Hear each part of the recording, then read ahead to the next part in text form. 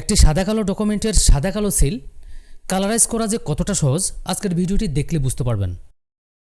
তবে দয়া করে এই কাজটি কেউ খারাপ উদ্দেশ্যে ব্যবহার করবেন না, কারণ আমি আপনাদেরকে এডিটিং শেখানোর স্বার্থে কাজটুকু দেখাবো। অনেক সময় আমরা আমাদের অরিজিনাল ডকুমেন্টগুলো ব্ল্যাক অ্যান্ড হোয়াইট ফটোকপি করার কারণে ওই ডকুমেন্টে যত কিছু থাকে সব কিছু কিন্তু ব্ল্যাক অ্যান্ড হোয়াইট হয়ে যায়। তো মাঝে মাঝে আমাদের কিছু কিছু ডকুমেন্টে কালার সিল দেওয়ার প্রয়োজন হয়ে যায়, কিন্তু সেক্ষেত্রে যদি আপনার কাছে কোনো ব্ল্যাক অ্যান্ড হোয়াইট ডকুমেন্ট থাকে এবং সেই ডকুমেন্টে যদি ব্ল্যাক অ্যান্ড হোয়াইট সিল থাকে, আপনি চাইলে সেই সিলটিকে কালারাইজ করে একদম অরিজিনালের মতো করে ফেলতে পারবেন। তো এই কাজটি খুবই সহজ এবং খুবই সিম্পল। আপনি মাত্র কয়েক সেকেন্ডের মধ্যেই যে কোনো ধরনের সাদা কালো সিলকে কালারাইজ করে অরিজিনাল করে ফেলতে পারবেন। তো বন্ধুরা চলুন শুরু করি। বন্ধুরা দেখতে পাচ্ছেন ফটোশপ সিসি সফটওয়্যারটি আমার সামনে ওপেন অবস্থায় রয়েছে। অলরেডি আমি একটি স্ক্যানিং ডকুমেন্ট ফটোশপ ক্যানভাসে ওপেন করে নিয়েছি। দেখতে পাচ্ছেন এটি কিন্তু একটি বার্থ সার্টিফিকেট। তো ব্যক্তিগত প্রাইভেসির কারণে আমি উপরের অংশটুকু ব্লার করে নিয়েছি। তো আমি যদি আপনাদেরকে একটু ঝুম করে দেখাই, দেখতে পাচ্ছেন বন্ধুরা এই ডকুমেন্টটি ফটোকপি করার কারণে এই ডকুমেন্টে যা কিছু আছে সব কিছুই কিন্তু এখন ব্ল্যাক অ্যান্ড হোয়াইট অবস্থায় রয়েছে, মানে সাদা কালো অবস্থায় রয়েছে। দেখতে পাচ্ছেন এই সিলগুলোও কিন্তু সাদা কালো অবস্থায় রয়েছে। তো এখন আমি যেটা করব, শুধুমাত্র এই সিলগুলোকে কালারাইজ করব।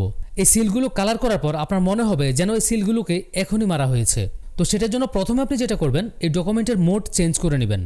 তো মোড চেঞ্জ করার জন্য আপনি চলে যাবেন ইমেজ মেনুতে। ইমেজ মেনুতে এসে মোড অপশনে ক্লিক করবেন। আপনার ডকুমেন্টে যদি গ্রে স্কেল থাকে তাহলে অবশ্যই আপনি আপনার ডকুমেন্টটিকে 8GB মোডে পরিবর্তন করে নেবেন। মানে আপনার ডকুমেন্টটি এখান থেকে যেই মোডেই থাকুক না কেন, আপনি ডকুমেন্টটিকে এখান থেকে 8GB কালার মোডে করে নেবেন। তো আমি এখান থেকে 8GB কালার মোডে ক্লিক করলাম। এখন আমাদের ডকুমেন্টটি 8GB মোডে রয়েছে। তো এরপর আপনি যেটা করবেন, চলে যাবেন লেয়ার বক্সে। লেয়ার বক্সে যে ব্যাকগ্রাউন্ড লেয়ারটি রয়েছে এই লেয়ারটিকে আপনি আরেকটি কপি করবেন। তো কপি করার জন্য আপনি কিবোর্ড থেকে কন্ট্রোল ধরে যে প্রেস করবেন। দেখতে পাচ্ছেন বন্ধুরা লেয়ারটি কিন্তু আরেকটি কপি হয়ে গিয়েছে। তো ব্যাকগ্রাউন্ড লেয়ারটি কপি করার পর উপরে কপি লেয়ারটি সিলেক্ট থাকা অবস্থায় আপনি চলে যাবেন লেয়ার বক্সের একদম নিচে এখানটায় অ্যাডজাস্টমেন্ট লেয়ার অপশনে ক্লিক করবেন।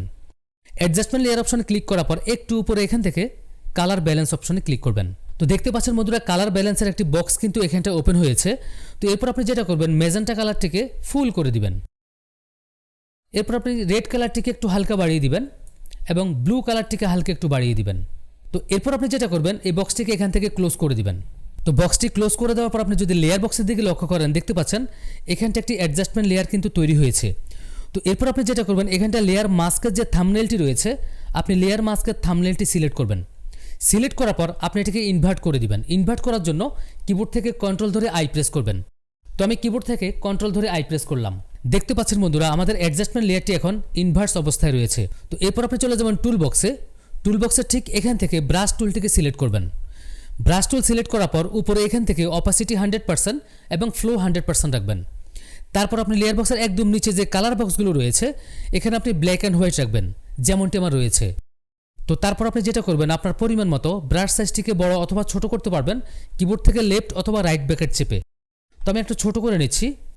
তো এরপর আপনি যেটা করবেন, যতটুকু অংশ আপনি কালার করতে চাচ্ছেন ঠিক ততটুকু অংশের মধ্যে মাউস ড্র্যাগ করবেন।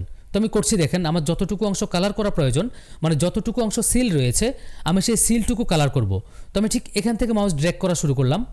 দেখতে পাচ্ছেন বন্ধুরা যখনই আমি মাউস ড্র্যাগ করছি সিলগুলো কিন্তু কালারাইজ হয়ে যাচ্ছে।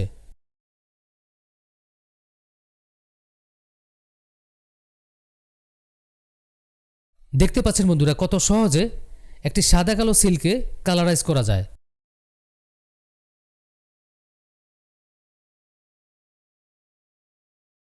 তো বন্ধুরা শেষবারের মতো আমি আবারও রিকোয়েস্ট করছি, যে কাজটি আমি আপনাদেরকে এতক্ষণ দেখালাম এটি আপনারা কোনো খারাপ উদ্দেশ্যে ব্যবহার করবেন না।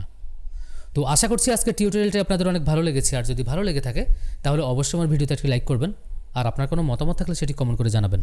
তো বন্ধুরা দেখা হবে পরবর্তীতে আবারও নতুন কোনো চমৎকার টিউটোরিয়াল নিয়ে। সে পর্যন্ত সবাই ভালো থাকুন। আল্লাহ হাফেজ।